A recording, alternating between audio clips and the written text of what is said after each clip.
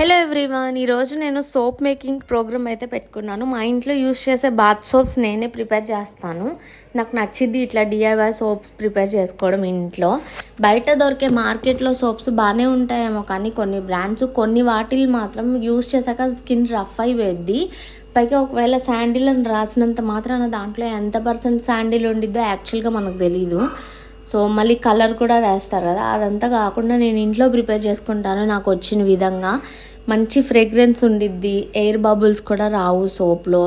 నేను చాలా నీట్గా ప్రిపేర్ చేసుకుంటా. ఈరోజు అయితే కనుక 3 టైప్ ఆఫ్ సోప్స్ చేస్తున్నాను. ఒకటి నీమ్ అండ్ అలోవెరా, ఇంకొకటి మిల్క్ సోప్, ఇంకొకటి శాండిల్ అండ్ హనీ సోప్ అయితే ప్రిపేర్ చేస్తున్నాను. చాలా చాలా బాగుంటుంది. మంచి ఫ్రేగ్రెన్స్, లైట్ ఫ్రేగ్రెన్స్ ఇచ్చాను అనమాట. అసలు రిజల్ట్స్ అయితే నాకు అమేజింగ్ అనిపించాయి.